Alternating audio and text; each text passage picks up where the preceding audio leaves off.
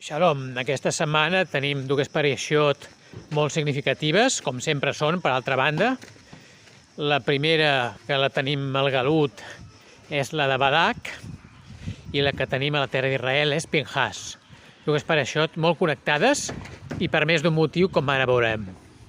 Analitzem primer la pareixat Balac. En aquesta pareixat tenim com el rei malvat Balac i el profeta destructiu Bilam intenten cercar truculències per eludir la voluntat del Creador i per sortir-se amb la seva voluntat no rectificada, amb la seva voluntat negativa, la seva voluntat destructiva i en particular amb l'objectiu de destruir Has Veshalom, el poble d'Israel.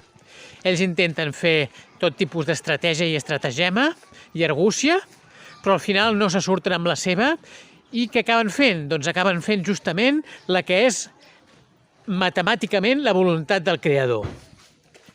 Per tant, podem arribar a la conclusió de que una persona, vulgui o no vulgui, sempre acabarà complint la voluntat del Creador. Ara bé, com diu Pirkei Avot, quina és la solució? La solució és que nosaltres sintonitzem la nostra voluntat amb la voluntat divina. Com diu Pirkei Avot, fes la teva voluntat, la seva voluntat, la voluntat d'Hashem, i ell, Hashem, farà que la seva voluntat sigui la teva voluntat.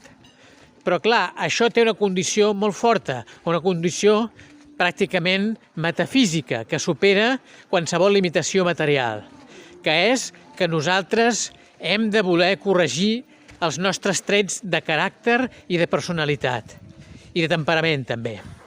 Hem de corregir la nostra psique i l'hem de sintonitzar a la voluntat divina. Si nosaltres sintonitzem la nostra voluntat a la voluntat divina, farem el contrari que Balac i Bilam, que acabaran fent coses a contracor, acabaran fent coses que són oposades a la que era la seva voluntat inicial. I què acabarem fent? Doncs acabarem fent justament el que ens indica la següent pareixà, la pareixà Pinhas. A la pareixà Pinhas tenim que el poble d'Israel fa les ofrenes de les festivitats. En aquest cas, el que fa Israel és complir la voluntat divina fil per randa.